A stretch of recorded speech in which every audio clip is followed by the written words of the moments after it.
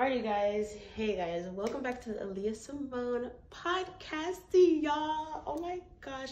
Oh my gosh. You know what? Even I'm just like really excited and like I'm excited to just talk about today's topic today. Just because, hey, look, let's just remember that Hannah Montana song. Nobody's perfect. You live and you learn. But anyways, I don't want to bring Hannah Montana into this podcast, but I'm really going off free spirit with this episode. I had nothing planned. I did one research of maybe two research in the last 30 minutes on like, what would be some things to talk about with this topic? But look, y'all, I'm just like, look, nobody's perfect. You live and you learn it. And a lot of things I'm just like, okay, look, I don't even know what I could say. Anyways, if you haven't read already from the title, not choking, by the way. If you haven't read from the title, it's basically like being the perfect girlfriend / wife on there. And yo, look, again, nobody's perfect, but as you can see, and or at least notice, that I can at least tell people are trying out here in some ways. And this is such an interesting topic. I might have to do like a part 1 to this because girlfriend / wife, I mean, I'm not a wife. I'm not even a girlfriend right now. So it's still amazing to even have thought about this topic. And so I really like the lineup of things I want to talk about this year. And so I'm really getting deep, man. I'm getting so deep. Oh my gosh. So look, again, being a girlfriend, I believe is an honor, just as it's even more of an honor to be a wife. And just to go ahead and throw the word out there before this comes along another type of way, that whole term pick me, let's just be real, I just think it's sad at this point. Because look, and I'm gonna be the first one to tell you, my birthday's 2 days before Valentine's Day. I absolutely love meaningful relationships, meaningful conversations, meaningful love. You genuinely love this person. I'm really saying, like, you genuinely love and care for this person so much that you choose to love them every day. Because not only love is a feeling, it's a choice as well. I feel like love is a lot of things. And so when it comes to that particular aspect, already being in the girlfriend zone gives you certain privileges of experiencing love on the romantic level. Then I would say, as a single woman, and clearly as a wife, which is really what we should all be striving for at the end of the day, because I'm gonna already say this, I'm throwing this out there as well. Dating to marry is important, not only to me, but I think it's important to have meaningful relationships. But that probably would be my part of advice of being the perfect girlfriend / wife, is to making sure that you love this person, you choose to love them every day despite their flaws. Y'all made a choice, man. Y'all made a covenant. And I just came from reading about God's covenant to Noah and his descendants, and really God's people of Israel. Man, I wish I was good at editing, because I would have zoomed in right now. But now, just part of being the perfect girlfriend / wife is eliminating the word perfect out there.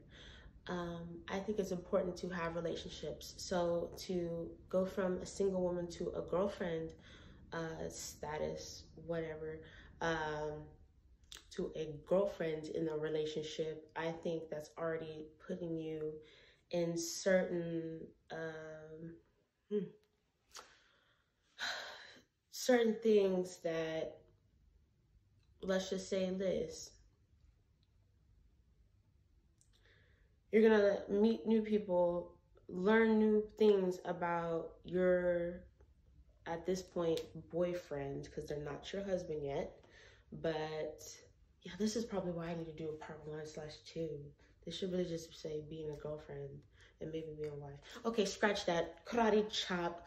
This is no longer the title. The title is no longer being the perfect girlfriend/wife. It's being the perfect girlfriend. And so we already told ourselves we're gonna eliminate the term girlfriend, or no, no, perfect.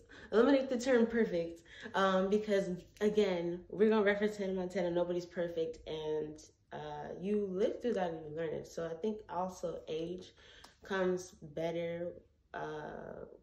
Sometimes you can't always blame age, but sometimes age can play a role in how ready you are to be a girlfriend, a serious girlfriend, not just a we're cute together like type of thing. No, are you gonna choose to love this person every day? Because that really is what that girlfriend stage is for. I think that's kind of like made up. People really were just courting people until they just got married. So that's what I thought. But you know, and like people got together like really early on in their age, and then they just grow up together. But you know, like whatever. But I would say part of that is not only eliminating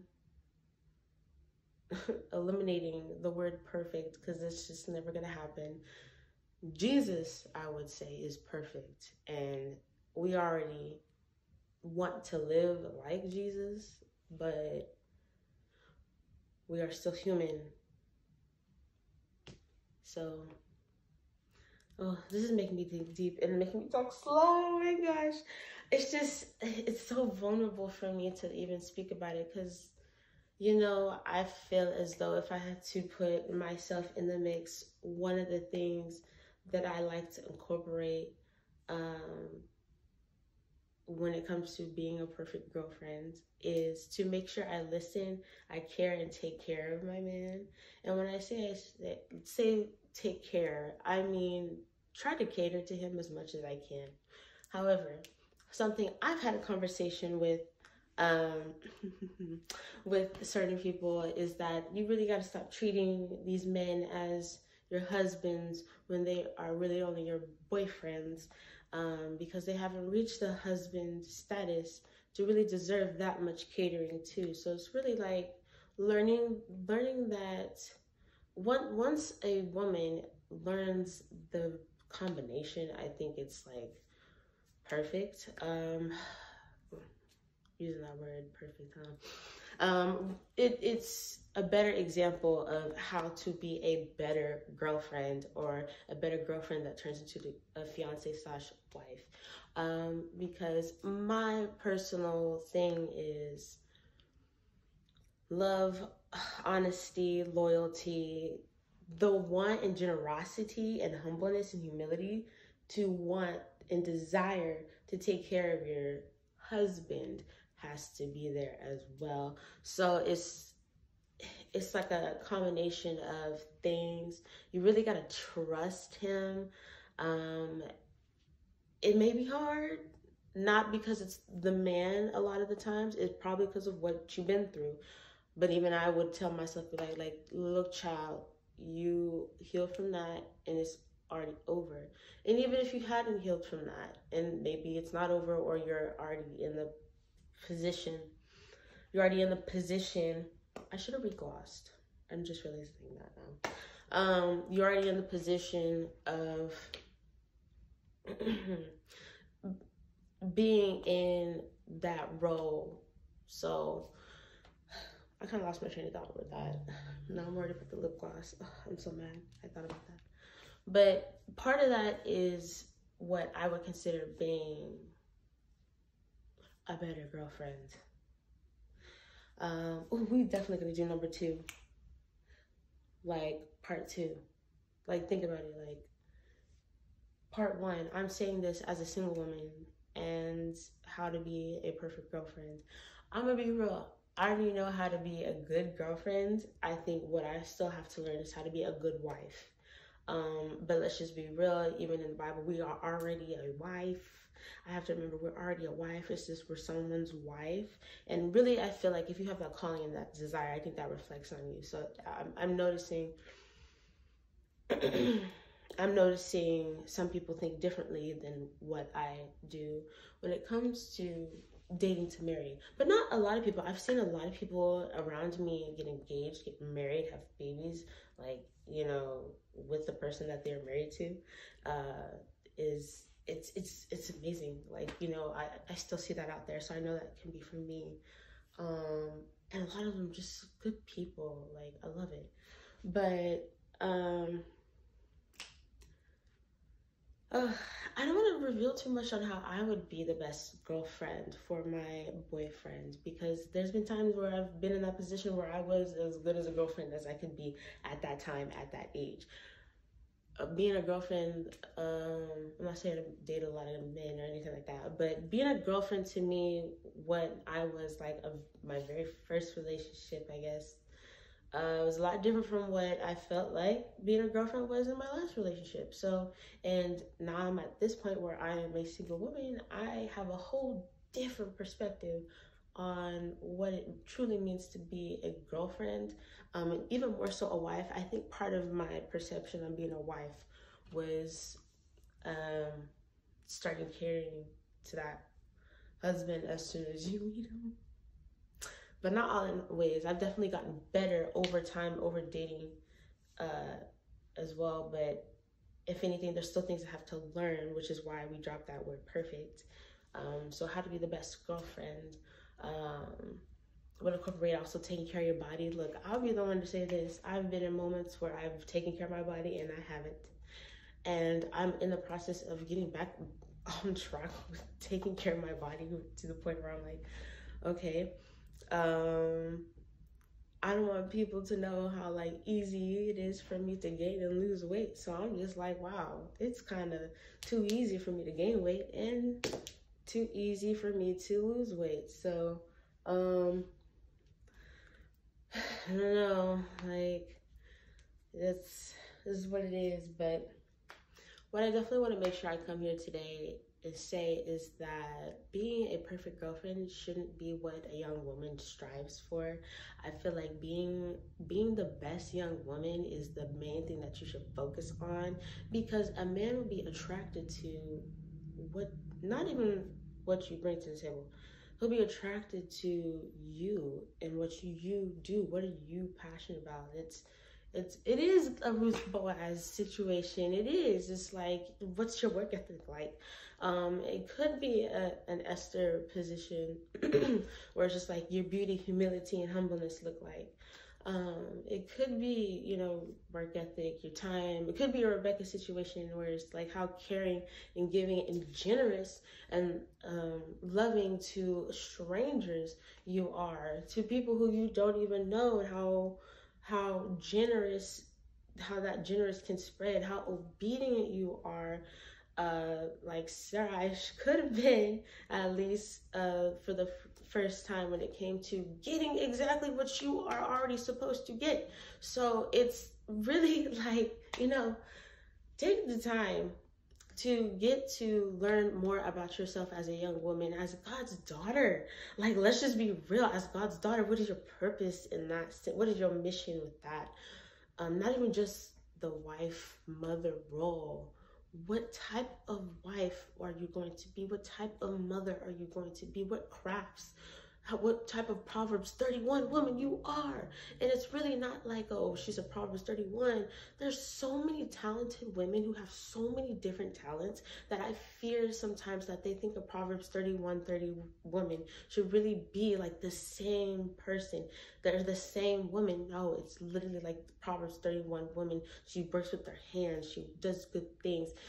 It's literally like you can be talented in so many things. And I'm gonna just throw myself an example. I used to not think that my violin was too much of a gift but much of a hobby, but even I know the longer I keep it in my head and that I do diligently on it, the more I already understand why God gave me that gift and how I can be part of a Proverbs 31 woman. So yeah, I just had to say that out there. And I'm really super excited to talk about these next couple of topics because, again, we're getting deep. And you know what? This is part one. Part two won't drop until I'm a wife. And when I'm a wife, then I will gladly, gratefully drop part two. So, again, the title probably changed, but I'm going to go ahead and keep it the same of what I originally did. So when part two come up, then you'll understand why part two or part one had to be this type of conversation, and how y'all are just gonna see not only me grow, but hopefully everybody watching grow as well. And even if you're already in a growth stage, continue to grow, and honestly also to share your ministry too. I think that's also another thing. Share your testimony in your ministry as well. So it's just know we're trying, we're attempting, we're trying to do our best, and that is the best thing that I could say around this podcast. I hope y'all enjoyed this talk. It's not a word. It's not a word. It's not a word. It's just my podcast. So I don't say like it's just my podcast. This is my podcast to really speak on what I be passionate about, or really things that I'm gonna be real. I be thinking in my head, and I want to be talking about these conversations, and like share it out there, and hopefully have more opinions on it and lead to a whole new generation of God's daughters, to the point where I'm like, oh, you may have figured out women's ministry is your thing. Because I got corny just there, it probably is. But anyways, I hope y'all enjoyed. Thank you for listening to my podcast. Tune in next time for the Aaliyah Symone podcast. And y'all, we're going to start to get deep. So I hope y'all are taking this time to really learn and study yourselves and God. Really, you're God and yourselves, but I am. Because he is. But I don't know. See y'all.